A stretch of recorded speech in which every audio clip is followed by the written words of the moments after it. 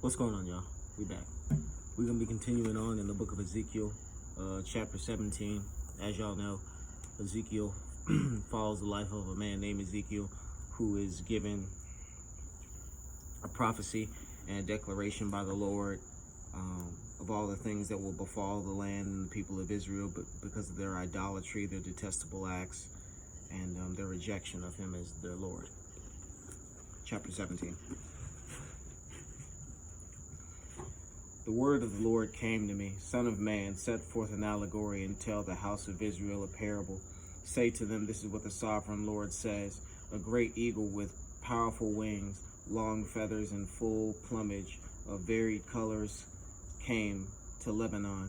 Taking hold of the top of a cedar, he broke off its topmost shoot and carried it away to a land of merchants, where he planted it in the city of traders. He took some of the seed of your land and put it in fertile soil. He planted it like a willow by abundant water, and it sprouted and became a low spreading vine. Its branches turned toward him, but its roots remained under it. So it became a vine and produced branches and put out leafy boughs. But there was another great eagle with powerful wings and full plumage. The vine now sent out its roots toward him from the plot where it was planted, and stretched out its branches to him for water. It had been planted in good soil by abundant water, so that it would produce branches, bear fruit, and become a splendid vine. Say to them, this is what the sovereign Lord says. Will it thrive? Will it not be uprooted and stripped of its fruit, so that it withers? All its new growth will wither. It will not take a strong arm or many people to pull it up by the roots. Even if it is transplanted, will it thrive? Will it not wither completely when the east wind strikes it, wither away in the plot where it grows? Then the word of the Lord came to me. Say this to the rebellious house. Do you not know that these things mean? Say to them. Do you not know what these things mean? Say to them. The king of Babylon went to Jerusalem and carried off her king and her nobles, bringing them back with him to Babylon. Then he took members of the royal family and made a treaty with him, putting him under oath.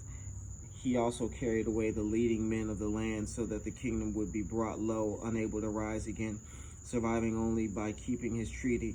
But the king rebelled against him by sending his envoy to Egypt to get horses and a large army. Will he succeed? Will he who does such things escape? Will he break the treaty and yet escape? As surely as I live, declares the sovereign Lord, he shall die in Babylon, in the land of the king who put him on the throne, whose oath he despised and whose treaty he broke. Pharaoh with his mighty army and great horde will be of no help to him in war.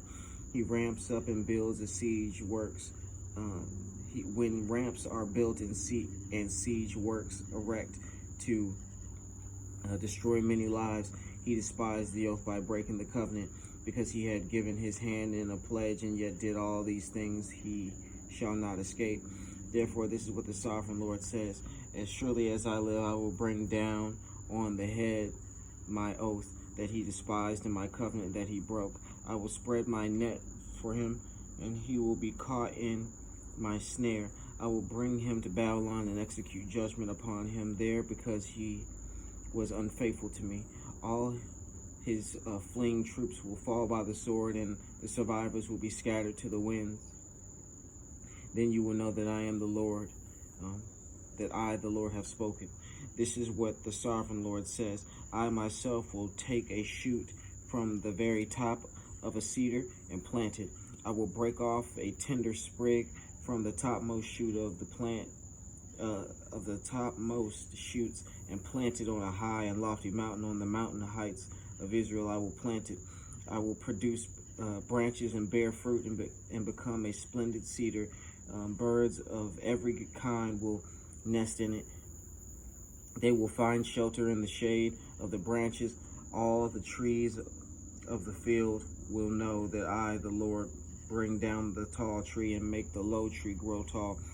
I dry up the green tree and make the dry tree flourish. I, the Lord, have spoken, and I will do it.